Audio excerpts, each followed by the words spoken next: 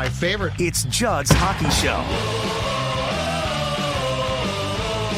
And it is Judd's Hockey Show the day after a 5-1 Wild win against the Edmonton Oilers at the X. The Wild now 96 points in 72 games. They are in second place in the Central Division behind the Colorado Avalanche. The St. Louis Blues, who beat the Boston Bruins last night, also 96 points. But the difference there, a game in hand with 73. Wild card 1 is Nashville with 89 points. Wild card 2, Dallas with 88 points. Those are the next teams in the Central Division. Dex, I want to talk about a team that in the Wild continues to play very good hockey. 11-1-2 in the past 14 games. Red hot at home. Cam Talbot continues to play great. His last 12 starts, 10-0-2, 223 goals against, 922 save percentage. I want to start with my favorite moment of last night's game, though. And shockingly, it's going to have nothing to do with goals. I want to get to those, but I want to start with my favorite point of last night's game. Okay. My favorite point was in the third period, there was a dust-up. There's always dust-ups. It's hockey. Dust-ups. Yep. And Yamamoto and Kaprizov started to go at it, and Evander Kane stepped in. And, Kaprizov, to his credit, here's the thing. He won't back down. So, he's not going to, turtle. He's not going to. Kirill Kaprizov is strong as an ox. He will take you on. But here's what I loved about it. 4 guys were on the ice. It was Brodin, Kulikov, Hartman, Zuccarello, along with Kaprizov. All 4 of them went after Kane, as if to say, you ain't touching our superstar. Yes. That is, I can't, and look, just to be very clear here, it's not the potential for a fight I like. It is the fact that, again, this gets us so far away from who this team used to be, right? They look at Kaprizov and say, he can fight his own fights. We know that. We don't care. He's not going to take a hit. He's not going to fight unnecessarily. We have his back. And I'm not sure about you, but as the playoffs approach, and I think it's now 10 games left before we get there, I love that mentality. Absolutely love it. Yeah, you have to stick up for your star players. I mean, look, the Oilers and Evander Kane's got his own package on and off the ice, for God's sakes. And I think when you make a run at a star player like that, you have to have your players stick up for him. And to be honest, this, I know, was Delorier out? He was out yesterday. Yep. We'll talk about that in a second, but he did not play again because of a foot injury. But with the added size, right? When they traded for Delorier, they traded for Middleton. But then just the general toughness too that these guys already employed with Hartman and obviously Foligno. That is a key thing, because guess what? In the playoffs, we're going to see someone on St. Louis, someone on Nashville is going to do everything they can to bug and pester Kirill. Now, to Kirill's point, or to Kirill's advantage, he is not a pushover himself. A lot of star players, Fiala's got some anger to him, but Fiala can be pushed around and doesn't really have necessarily a lot of physicality to push back. And you know what? And that's not a knock on Fiala. Knows that too. I'm not saying Fiala's not going to get in a dust up and show that he wants to be there, but Fiala can get pushed around. Kirill's actually built where it's no, you really actually can't screw with me. But if you do mess with me, I got my boys on my back here that are absolutely going to jump on you if you try to do something stupid like that. So kudos to Hartman. I know he got the max fine. I did see that on Tuesday afternoon, and so he did get the max fine for that. But you have to have your players stick up for you, and especially in the playoff series, I thought that was huge. So what drives me crazy about this league, and this is such an old school thing to me. So Hartman eventually pairs off with Kane, and I think Kane would have killed him. Evander Kane's strong. And so the linesmen did Hartman a favor because they basically would not allow them to fight, which is sort of weird after what transpired in the Troy Terry Ducks game last week when a player cleaned Troy Terry's clock unnecessarily because the linesman wouldn't get involved. But here's the thing that drives me nuts. So they're separating Hartman and Kane is screaming, which, is fine. I mean, that's par for the course. And Hartman flips him off. And go back and watch that. The linesman literally goes after Hartman's arm to like take his finger down. Like, you can't do that. You can't. He's flipping him off. It's the most harmless bleeping thing in the history of the world. Like, this is where we're going to draw a line. It's 2022, and we still allow fighting, right or wrong, but we still allow it. We still allow, again, Troy Terry got his clock cleaned unnecessarily by a guy who punched him like 10 times, got no suspension, but we're going to worry about and fine. And I get the fine, but the linesman actually like trying to reach out for Hartman's finger and arm to like bring it down so the kids in the crowd can't see this. We don't want the crowd. Tell me how stupid. Like, that should be the least. If I am a linesman, I flip them off all you want. You'll probably get fined. Don't care. But like, that's where you're going to draw this imaginary line of, this is hockey. We can't have that. It's like the scene in Slapshot where the guys are bleeding during the anthem and the referee goes back and says, I hear one more word from you guys on. And I'm listening to the bleeping song.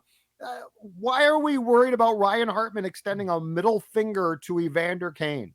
Yeah, it's almost like my theory is like the ref knew that if he did that, like he was going to get fined. Like it wasn't necessarily like it was going to be a punishment in the game. Like he even knew like he's going to get fined, but it's a sport too. This is a sport where fighting is accepted. There's even, to a degree, you can use your stick as a weapon, to antagonize people to a degree. And for God's sakes, you stick up the bird and that draws a 5-figure, if you and I were fined like that, we would actually have to figure out how we're going to recuperate that money into our daily lives. I think it's embarrassing. For the league to just really do that. It's funny, it goes viral. It was all over our Twitter feeds, and it's still all over things today. And obviously, we're still talking about it 20 or 12 hours later. But yeah, I thought it was a little absurd. But good for Hartman. Like that. That's what I love. Like, good. This team has an edge to them. So, like Hartman doing that, Judd, is similar to like Pat Bev for the Wolves. Like they need a guy like that who is not afraid to say, "Don't mess with us." And also, if you do, I'm coming after you. I'm not going to be a pushover and just let you have your way with me. And he's a small guy, and guess what? He doesn't care.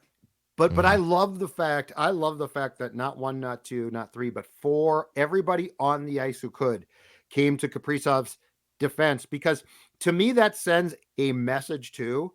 Because you're right, in the playoffs, teams are going to try and take Kaprizov off his game, and the Golden Knights did that for the most part last year, and it worked.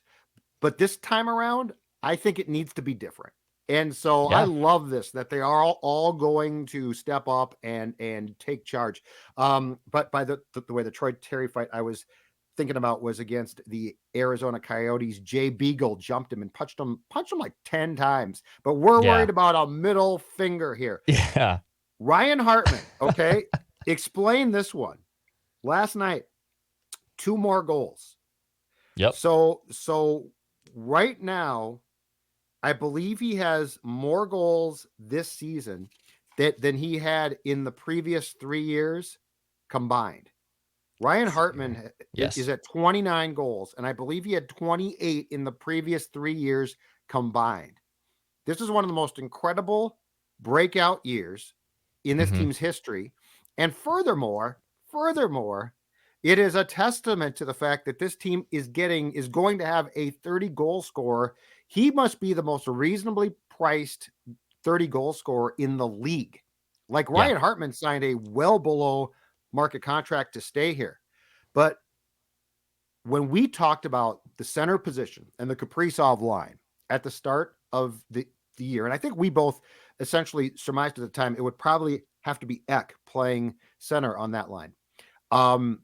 In my wildest dreams, Declan, I never would have assumed or thought that Ryan Hartman could even, if you had told me, hey, no, Judd, here's the deal. Ryan Hartman is the guy. I'd have said, what are you talking about? He can't be the guy. Ryan Hartman has fit in damn near seamlessly on that line. Now, Zuccarello and Kaprizov have their own special thing, but nonetheless, Hartman's emergence and to have nearly 30 goals is an incredible story.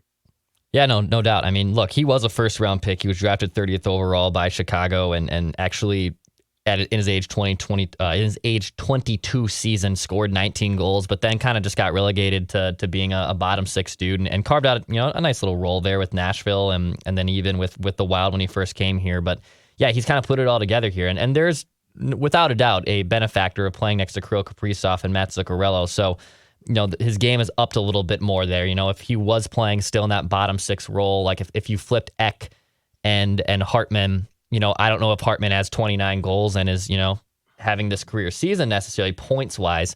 But he's made a big thing. And I've even heard, off the ice through people that he's kind of put his priorities a little bit more in order when it comes to off ice, the decisions, and he's getting rewarded for it. I think Ryan Hartman came in the league basically at age 20 years old. And like I said, had a nice season at 22, but he's still 27. He turns 28 in September.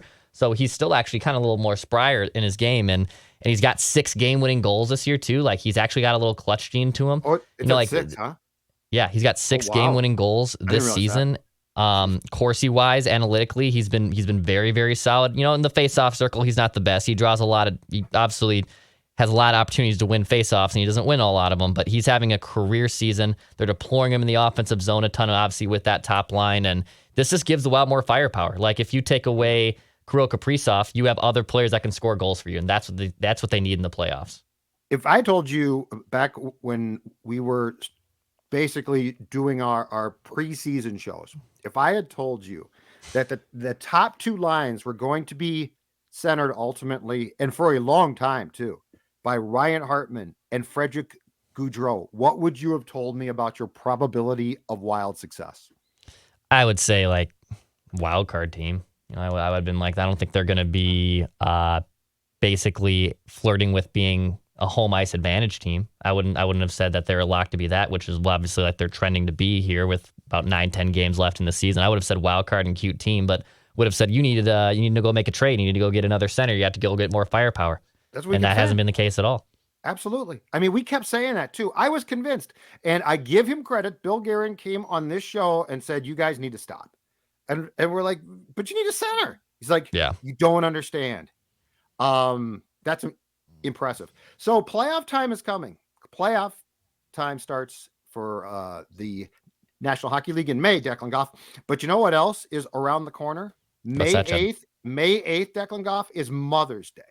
And have I got the answer for a gift for you, young and old? So it might be for mom. It might be for your wife.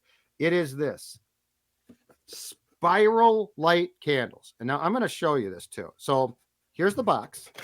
And then I'm going to take out the candle. Look at this. Ooh. This not only is a gorgeous candle, but it also smells exquisite. It smells absolutely fantastic. In fact, you know what? It is going to change for the better, the smell in your entire house. Perfect Mom's Day gift. Made locally, also shipped here, and so it gets there quick. Prices, by the way, start at $14, $14. So incredibly reasonable. Orders of $50 or more shipped for free.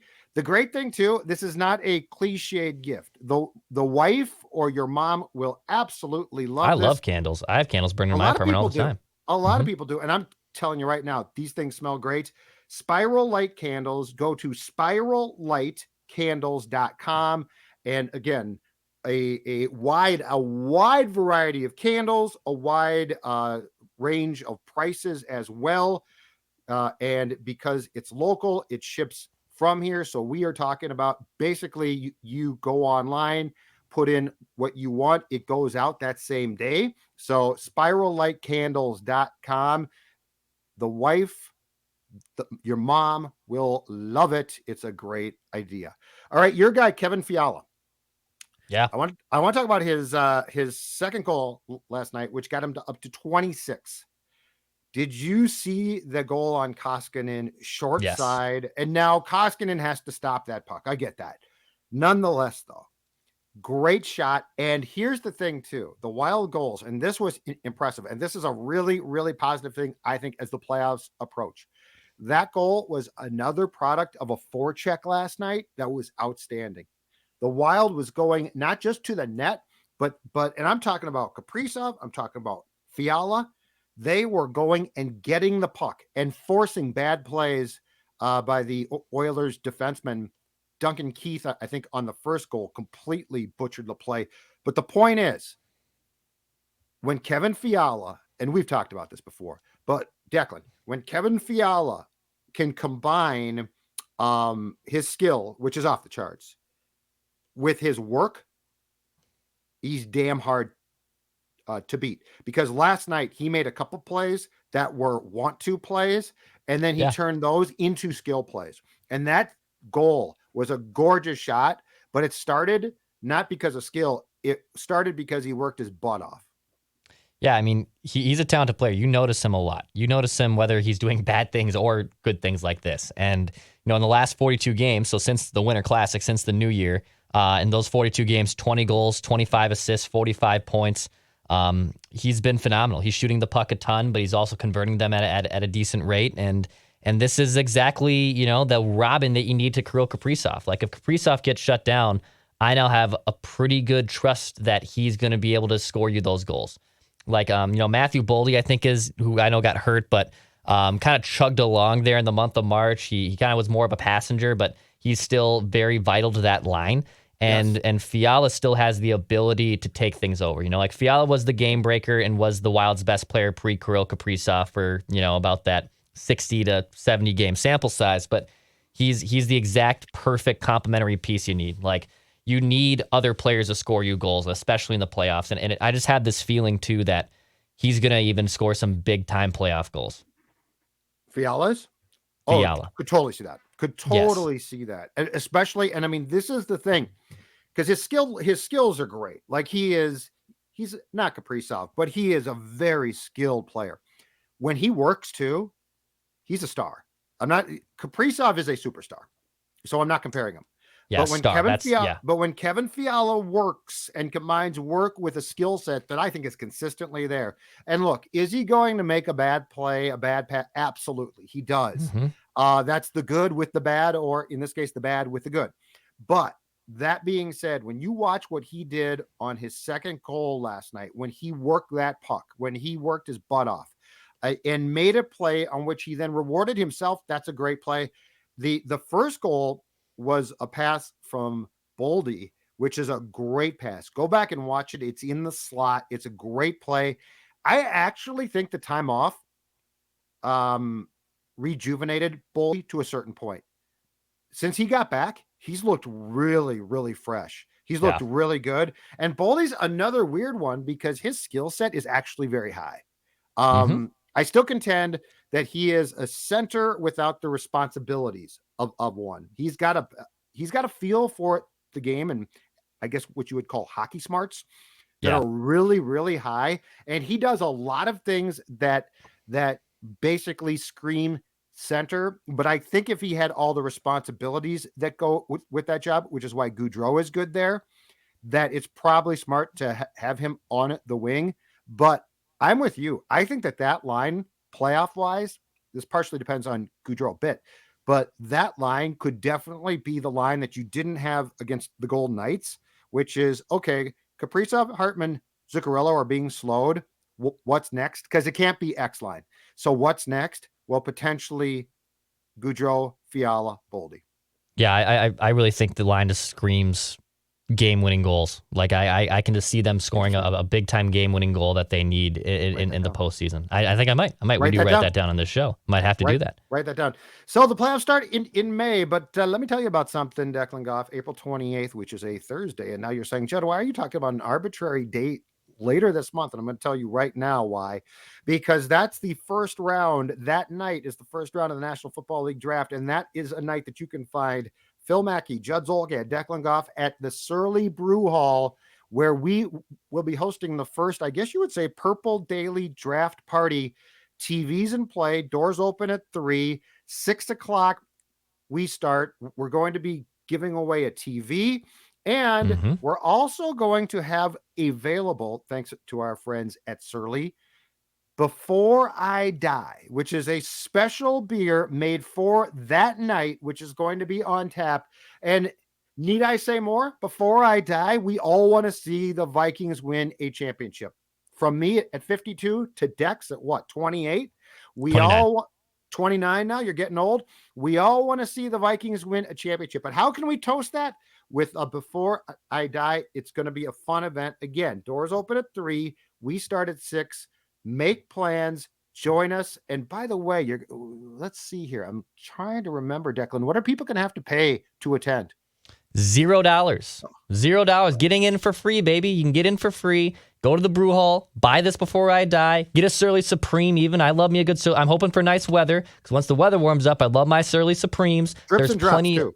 Right? Drips and Drops is also a very good beer. There's plenty of good options at Surly. They got ales. They have something dark. They have IPAs. They have all the things you need at Surly Brewing. And also, I will say, whether it's warm outside and I'll have my bamboo fabric chill boys on, Judd, or if it's a little cooler, because you never know in late April in Minnesota, I'll have my long johns on from our friends at Chill Boys. Chill Boys, which is a Minnesota-based company, the most comfortable underwear on the planet. Performance brand, the bamboo. You got Easter Sunday coming up. I actually know, I have been teased already. In my Easter basket on Sunday, if you do celebrate Easter, great little stocking, little Easter basket stuffer right there. I still get an Easter basket. Isn't that adorable? Awesome. The girlfriend's mom. The girlfriend's mom thinks thinks I'm like the Kirill Kaprizov of people. She just thinks I'm a superstar. So I know that I will have some Chill Boys in that Easter basket. Good little one for you too. Chill Boys, the Minnesota-based company. Tell them Score North sent you. Love to hear that. All right. So the Wild now goes on the road. They play at St. Louis. They play at Dallas on Thursday. They play at St. Louis Saturday afternoon, and then they return home to play the Sharks on Easter Sunday at 5 o'clock. Jordan Greenway suffers an upper body injury last night. He is not going on the trip. I am hoping this is not serious. This is a loss, and here's why. I contend this. One, since Greenway got back from his last injury, I thought that he was playing pretty well, inspired, which is imperative for him to be successful, Declan. But the reason why I think that this is a big deal, if it's something that's going to keep him out for a period of time, is I don't think the Joel Eriksson, Marcus Foligno, Greenway line is close to being the same, especially in big games, if any one of those three is out. It feels to me like if Foligno is out, that line takes a hit. If Greenway is out, and I know that Greenway can drive people crazy at times, that's very fair, but that line takes a hit. Going into the playoffs, I'm not going to have the delusion that those three are healthy. Their style of games by this point in the season don't lend themselves to being healthy, but I am going to say all three of them being on the ice is absolutely, to me, instrumental if the Wild is going to make a serious playoff run, especially if you're going to start against the Blues or Predators, who are going to be bigger teams that are going to physically try and mix things up. Your thoughts? Yeah, and what's tough here, because you and I talked about this a few weeks ago when Foligno was hobbling around and doing his best to push through, that I said, oh God, you got to figure out a way to rest these guys. The conundrum you face is the Blues are right on your tail. You have a game in hand on them, but as we record this, the Wild and Blues are tied with the Wild having a game in hand, and Minnesota's got some slappies in the schedule mixed in here. You have the Sharks, they got Montreal, they have the Yotes, they have the Kraken. Like, they got some, they need the crap points teams, too much, Dex, but you need the points. Got to have the points. I would say Greenway needs to rest up. I wouldn't rush him back necessarily. And you need all these guys healthy. Because like you said, if you lose a Greenway or a Foligno, God, that takes away everything. And we've been hard on Greenway on this show, I think, during the majority of his Wild career. But he's really, I think, hit his nice role here. Like, if instead of asking more from him, if this is the player he is 82 games a season, I'll take that. I'll take that every time. Absolutely. But if you're without his services, it could get bad. It could get bad. So I don't. But you can't rest guys now. Like they need these points. So if you're hurt, you're hurt, right? But like we talked about, Foligno perhaps. Foligno. Sitting out a game or two. You can't. You have to get these points. These points are imperative because I have no interest in finishing in third place. Do you? No. Like if the options are Marcus Foligno gets a night off and can rest, or he plays and he's banged up, I think you got to take the banged up. And plus, here's the thing about this sport too. I don't think guys are going to sit. Like, I don't think you could go to him and say, hey, dude, I know it's been a long year. Let's try and rest you up. I think he would tell Dino to bleep off. Well, like here's the thing too, and Colorado's running away with it. I'm surprised actually they haven't clinched the division yet. I mean, they have a 14-point lead with 10 games to play, so they'll clinch the division here soon, potentially the President's Trophy. And at that point, the last 3 or 4 games. And look, I know you don't, but bear with me here that they're going to rest up guys, and they should rest up guys. Yep. Like that's the luxury they've built up here. I don't really care about the President's Trophy. It's the luxury that they get to rest their players come the playoffs. And playoffs start May 2nd on a Monday, and they can potentially rest up those guys. The Wild are in a conundrum where they can't do that. Correct. You just can't. You've no options. You have to pursue second place, and home ice is not the be all end all, but it's important.